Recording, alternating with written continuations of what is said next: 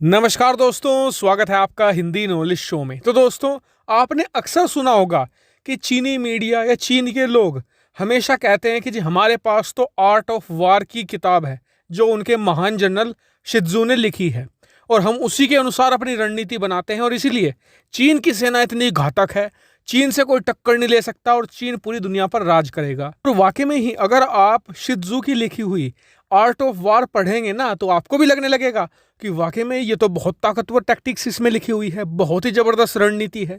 लेकिन किताब पर लिखी हुई बात और असल जिंदगी में उसे अपनाना बहुत ज्यादा बड़ा अंतर है दोनों के बीच में, और खुद चीन ने ही इसे साबित कर दिया है।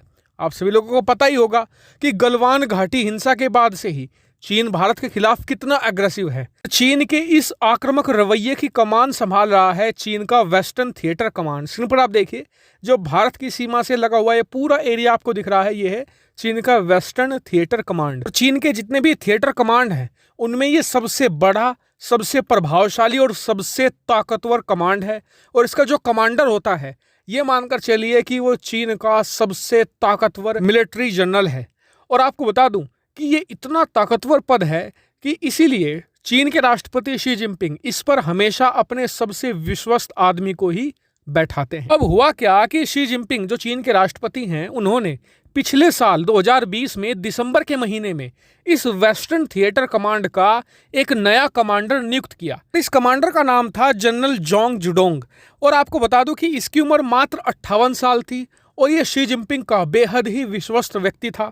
यहाँ तक कि ये भी पॉलिटिकल सर्कल में कहा जाता था कि जनरल जोंग जुडोंग इसलिए कमांडर बना है क्योंकि वो शी जिनपिंग का मित्र है। लेकिन अब हुआ क्या कि मात्र 6 महीने के अंदर ही इसी साल जून के महीने में इस जनरल जोंग जुडोंग ने इस्तीफा दे दिया, कोई कारण नहीं बताया, और इसके बाद ये थोड़ा अज्ञातवास में चले गए। लेकिन आज खबर आई है कि ये व्यक्ति यानी कि जनरल जोंग जुडोंग कैंसर के कारण मर चुका है।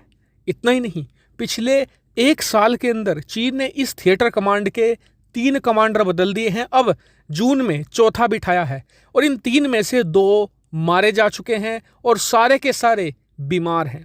इतना ही नहीं, चीन के अंदर ही एक चीनी मिलिट्री साइंटिस्ट है जिनका नाम है युआन यांग। इन्होंने बीजिंग में अपनी एक पूरी शोध प्रकाशित करी है जिसमें बताया है कि जो वेस्टर्न थिएटर कमांड है, वहाँ पर जो सैनिक हैं चीन के, वहाँ पर जो मिलिट्री जनरल्स हैं, मेजर हैं या फिर कोई भी सेना का अधिकारी है, सबकी हालत पतली है, सबकी हालत बेहद ही ज़्यादा खराब है। बताया जा रहा है कि कम तापमान की वजह से, कम ऑक्सीजन की वजह से दिल की बीमारी यानी कि कोरोनरी हार्ट डिजीज हो गई है। इसके अलावा पेट की बीमारी हो गई है। इतना ही नहीं, जो हाल ही में कमांडर मरा है, इसे पेट में कैंसर हो गया था। तो बहुत सारे ऐसे हैं जिन्हें स्किन कैंसर हो चुका है, दूसरी अन्य तरह की अलग अलग बीमारियां हो रही हैं। और इसीलिए चीन ना सिर्फ अपने हर 2-3 महीने बाद कमांडर बदल रहा है, उसे अपने सैनिक भी तेजी से बदलने पड़ रहे हैं, क्योंकि जो भी सैनिक वहां पर 2 या ढाई महीने टिक गया उसे कोई ना कोई बीमारी होना निश्चित है। अगर वो 6 महीने या 1 साल टिक जाता है यहाँ लद्दाख की सीमा पर, तो फिर मानकर चलिए कि उसे ऐसी गंभीर बीमारियां हो सकती हैं कि उसकी मौत भी हो जाए। ये सब क्यों हो रहा है?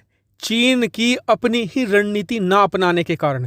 जो चीन की आर्ट ऑफ वार किताब है उसमें सबसे पहले क्या लिखा गया है कि किसी भी दुश्मन के बारे में सबसे पहले ज़्यादा से ज़्यादा जानकारी इकट्ठा करो। अब पर युद्ध होना है, उस जगह को अच्छी तरीके से स्टडी कर लो। लेकिन चीन ताकत के नशे में चूर था, घमंड में इतना चूर हो गया, उसने सोचा भारत को तो फूंक मार के उड़ा देंगे हम। लेकिन जब मैदान में उतरे तो युद्ध से पहले ही उनकी सेना धराशायी होना शुरू हो चुकी है। और चीन का ये प्लान था ना कि तिब्बत के लोगों को अपनी सेना में शामिल करके भारत के खिलाफ लड़ाएगा, वो प्लान भी फेल हो चुका है। क्यों? क्योंकि जो युद्ध का एक्सपीरियंस है ना, वो एक दिन में नहीं आता। युद्ध का एक्सपीरियंस हासिल करने के लिए पहले तो युद्ध लड़ने पड़ते हैं, जो चीन ने पिछले 50 साल से लड़ा। दूसरा ये कि जो अनुभव होता है ना, वो एक रात का खेल नहीं होता है। इसके लिए कई साल, कई दशक जलाने पड़ते हैं, तब जाकर अनुभव मिलता है। तो इसलिए आप आज समझ भी गए होंगे कि चीन हमेशा भारत को सिर्फ खोखली धमकियां क्यों देता रहता है, क्योंकि उन्हें भी पता है युद्ध के मैदान में वो नहीं टिकने वाले। हथियार कभी भी युद्ध में कोई महत्व नहीं रखता, जो हथियार के पीछे खड़ा सैनिक है उसका जिगरा कितना है, हमेशा वो महत्व रखता है। हालांकि इस मामले पर आपका क्या मानना होगा कमेंट करके जरूर बताएगा। साथ ही वीडियो को शेयर कीजिएगा और चैनल को सब्सक्राइब भी जरूर कर लीजिएगा। फिलहाल वीडियो में इतना ही। Thank you very much for watching video.